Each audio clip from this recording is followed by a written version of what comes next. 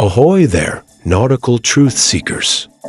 My name is Captain Aries Ezra, and you've aboarded the illustrious ship Nautical Awakenings, where we have daily deep dives into Esoterica and sail steadfast into the waters of truth.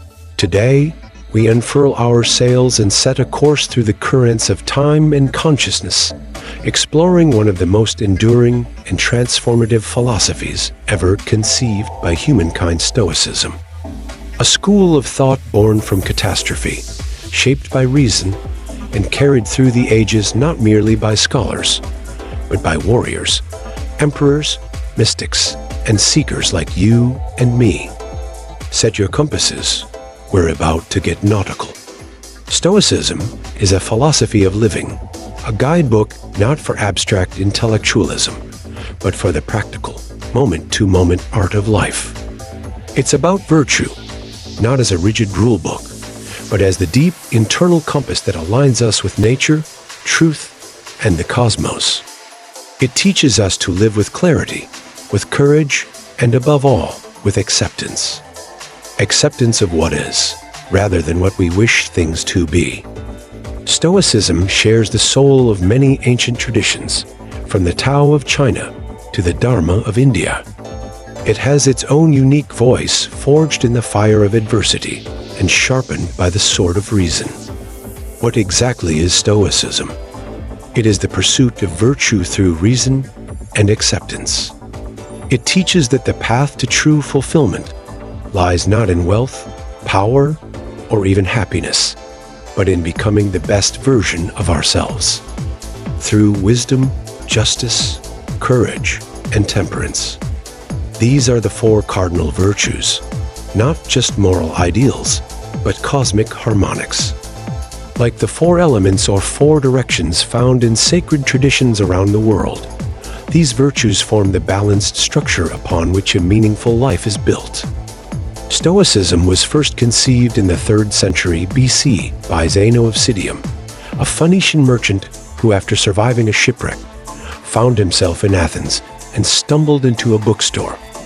There, while reading the works of Socrates, he realized that fortune and misfortune are illusions.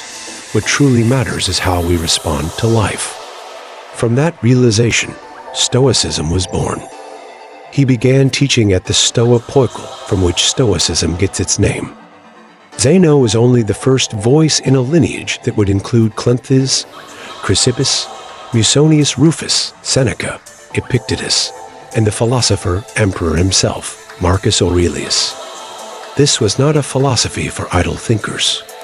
It was for people living real lives with real problems.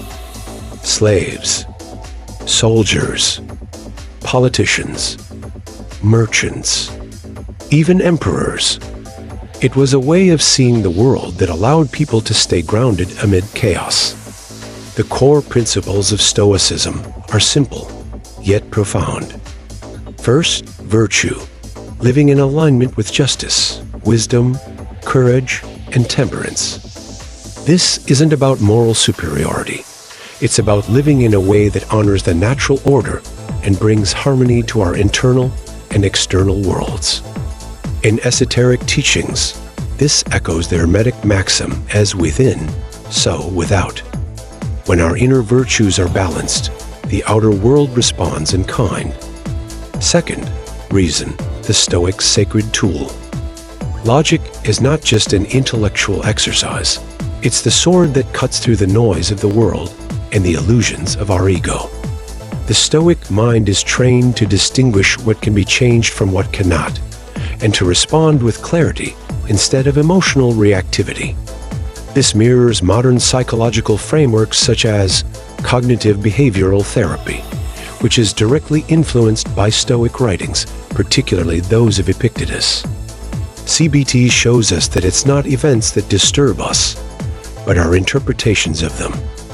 Third, acceptance, the most radical of Stoic virtues. Acceptance does not mean apathy. It means embracing the present moment as it is, without resistance. Amor fati, the love of fate, is the ultimate Stoic attitude. To not just endure what happens, but to love it, because every moment, no matter how difficult, is a part of the divine whole. This principle also finds a parallel in the spiritual traditions of the East. The Bhagavad Gita tells us to act without attachment to outcome. Buddhism teaches non-attachment. In both, we are reminded to surrender to what is. How does Stoicism apply today in the whirlwind of the modern world? How does this ancient way of life hold up under the fluorescent lights of offices, the glow of phone screens, and the relentless tide of global unrest? Stoicism in action becomes a toolset for managing stress, anxiety, and the emotional overload of modern life.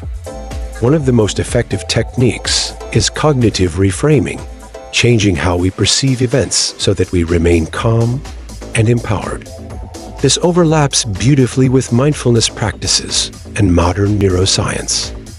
Studies show that individuals who practice reframing have lower cortisol levels and greater emotional resilience. The brain, when trained to pause before reacting, can literally rewire itself. This is neuroplasticity, a scientific echo of the Stoic call to live deliberately. Stoicism also builds resilience, not just bouncing back from hardship, but becoming stronger because of it. Think of Epictetus, who was born into slavery and physically crippled, yet rose to become one of the most respected philosophers of his time.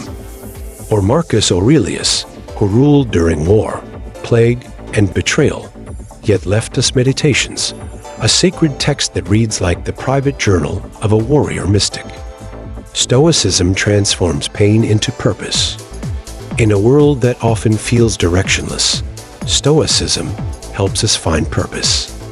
It urges us to live in alignment with our values and to contribute to something greater than ourselves.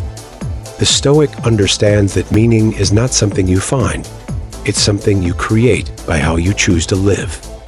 The Stoics were practitioners, and they left us a toolkit for daily life. One tool is journaling, a practice central to Stoic discipline.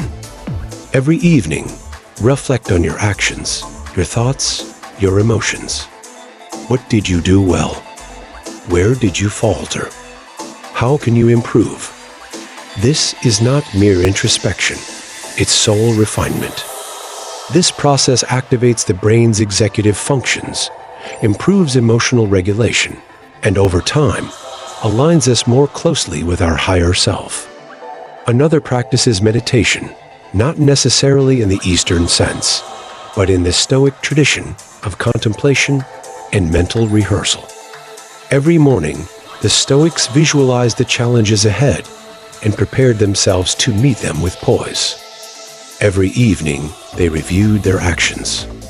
This practice today finds expression in elite performance training, spiritual retreats, and even therapy. Then there's negative visualization, or premeditatio malorum, the premeditation of evils. The idea is to imagine potential misfortunes so that we are not caught off guard. Far from being pessimistic, this cultivates deep gratitude and psychological resilience. It's echoed in the esoteric practice of death rehearsal, used by mystery schools and initiates to overcome fear. To imagine death, loss, or failure is to disarm them. When we accept their possibility, we no longer live in fear of them. The legacy of Stoicism is vast. It has influenced not just individual lives, but entire civilizations. Marcus Aurelius was perhaps the ideal Stoic ruler, but Seneca's writings inspired thinkers throughout the Renaissance. Epictetus was quoted by abolitionists, presidents, and resistance leaders. Today, we see Stoicism in business leadership, sports psychology, military training, and therapeutic models. It is as relevant in Silicon Valley as it was in ancient Rome. For those of us on a spiritual path, Stoicism offers not just discipline, but transcendence. This philosophy is not just historical. It is esoteric. It is energetic. It is a key to spiritual sovereignty. The Stoics knew what modern mystics and quantum physicists are just beginning to understand: that perception creates reality, and virtue creates alignment, with the greater cosmic order. To live with integrity, reason, and acceptance is to tune your frequency to the divine. As we come to the end of our voyage, I leave you with a question. What would your life look like if you lived each day with clarity, with intention, with courage in the face of uncertainty, and peace in the face of fate? I invite you to try and begin your own Stoic practice. Journal tonight. Meditate tomorrow morning. Reflect. Align. Refine. Your soul is your compass, and the stars have always been your map. If this expedition through Stoicism lit something within you, drop anchor and leave your thoughts below in the comments. How will you bring this philosophy into your own life? Cast a like upon this video, subscribe to the grand ship Nautical Awakenings, and share this with someone whose inner sailor might still be drifting. Together, let's raise the sails of wisdom, virtue, and clarity, and sail straight into the horizon of self-mastery. A huge thanks to Dubby and all my subscribers for helping keep this channel afloat. If you'd like to support, check the description below. This is Captain Aries Ezra, signing off from the bridge aboard Nautical Awakenings. Peace and love to all my spiritual shipmates.